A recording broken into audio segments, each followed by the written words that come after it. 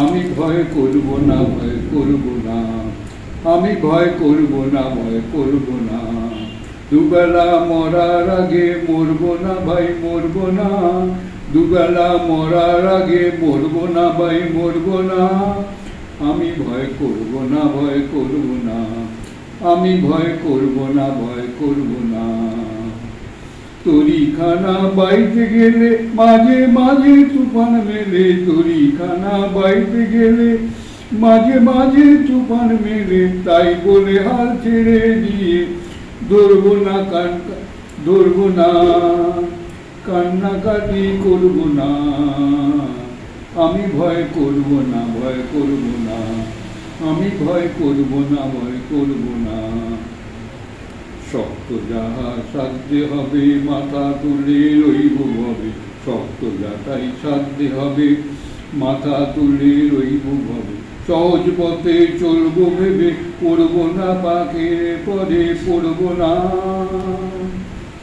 শক্ত যাতাই সাধ্যে হবে মাথা তুলে রইব ভবে, সহজ পথে চলব ভেবে পড়ব না ভাই পাখের পরে, পড়ব না। আমি ভয় করব না, ভয় করব না, আমি ভয় করব না, ভয় করব না। দুবেলা মরার আগে, দুবেলা মরার আগে মরব না ভাই, মরব না। আমি ভয় করব না, ভয় করব না। ধর্ম আমার মাথায় রেখে চলব সিধে রাস্তা দেখে, ধর্ম আমার মাথায় রেখে চলব সিধে রাস্তা দেখে। বিপদ যদি এসে পড়ে সরব না ঘরের কোণে, সরব না। বিপদ যদি এসে পড়ে সরব না ঘরের কোণে, সরব না। আমি ভয় করব না, ভয় করব না, আমি ভয় করব না, ভয় করব না। দুবেলা মরার আগে মরব না ভাই, মরব না। দুবেলা মরার আগে মরব না ভাই, মরব না। আমি ভয় করব না, ভয় করব না। তরিখানা বাইতে গেলে মাঝে মাঝে তুফান মেলে, তাই বলে হাল ছেড়ে দিয়ে ধরব না, কান্নাকাটি ধরব না। আমি ভয় করব না, ভয় করব না, আমি ভয় করব না, ভয় করব না, আমি ভয় করব না, ভয় করব না। দুবেলা মরার আগে মরব না ভাই, মরব না। আমি ভয় করব না, ভয় করব না, আমি ভয় করব না, ভয় করব না। বেলুড় মঠে সাধুদের জীবন নিয়ে পড়ছি, সোমেশ্বরানন্দের মূলধান। তো উনি পাটনা আশ্রমে তো জয়েন করেছেন, তো সেই পাটনা আশ্রমের দিনলিপি থেকে উনি পড়ছেন। মনে পড়ে পরিতোষ মহারাজের কথা।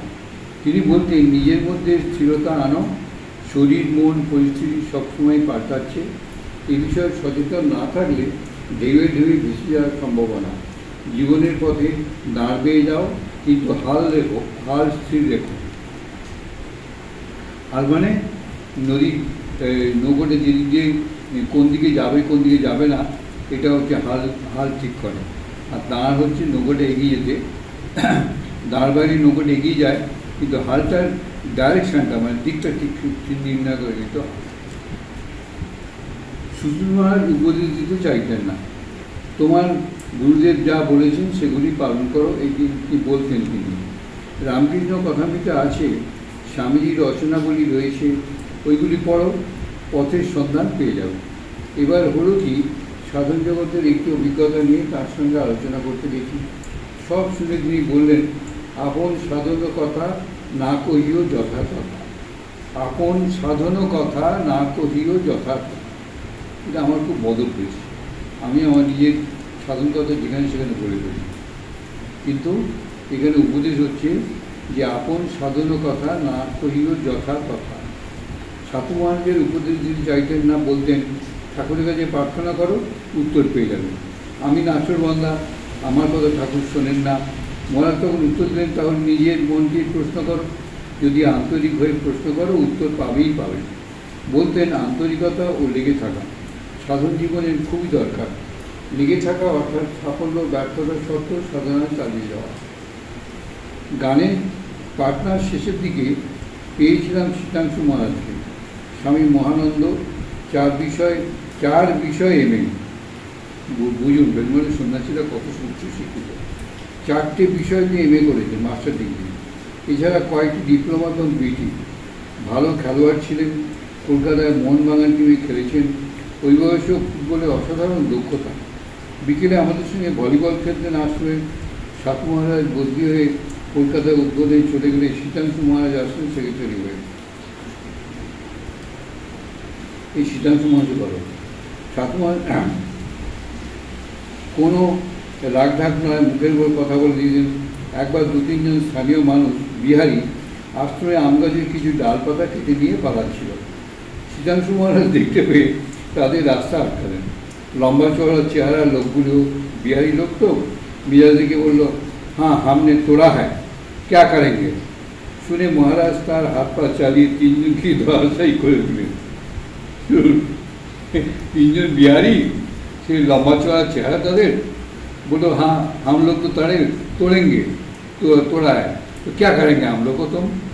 বলেছি বলতেই সাধু মহারাজ কী করিলেন, শুনে হাত পা চালিয়ে তাদের 3 জনকে ধরাশায়ী করে দিলেন। তারা ঘাবড়ে গিয়ে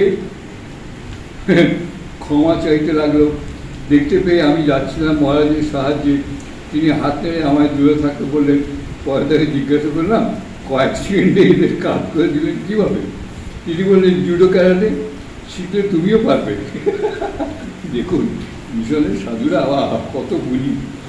3টে বিষয়ে এমএ করেছেন, ফুটবল খেলতে পারেন, মোহনবাগানে খেলেছেন, আবার ভলিবল খেলেন, তারপর তার সঙ্গে জুডো ক্যারাটে।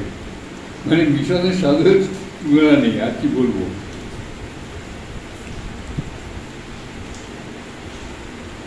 সাধন ভজনের কথা শীতাংশু মহারাজ খোলাখুলি আলোচনা করতেন। কুণ্ডলিন জাগরণ, দিব্য দর্শন, 6 চক্র নিয়ে অনেক কথা হয়েছে তার সঙ্গে। খুবই উৎসাহ দিতেন। প্রায় বলতেন, দরজাটা একবার খুলে গেলেই হলো, ব্যাস। তারপর নিজে নিজে অনেক কিছু করতে থাকে। প্রতি রবিবারের সন্ধ্যায় আশ্রমের মন্দিরে গীতা ব্যাখ্যা করতেন। বিশাল ভিড় হতো তা শুনতে। হিন্দি, ইংরেজি, বাংলায় বলে যেতেন গীতার যোগভিত্তিক ব্যাখ্যা। রবীন্দ্রনাথ, শেক্সপিয়ার, ঠাকুর, স্বামীজির জীবনের ঘটনাবলী ভরে থাকতো তার আলোচনায়। খুবই জনপ্রিয় বক্তা ছিলেন তিনি। 3.5 বছর ছিলাম ওখানে সাধু জীবনের শুরুতে।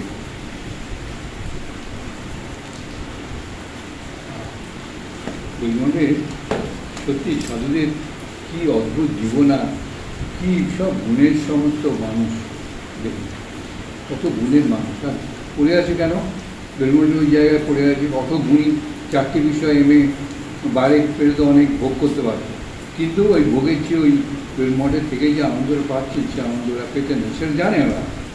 কারণ তারা তো সংসার থেকেই এসছেন, ম্যাচিওর হয়ে এসছেন, সংসারের রূপটা দেখেছেন তারা।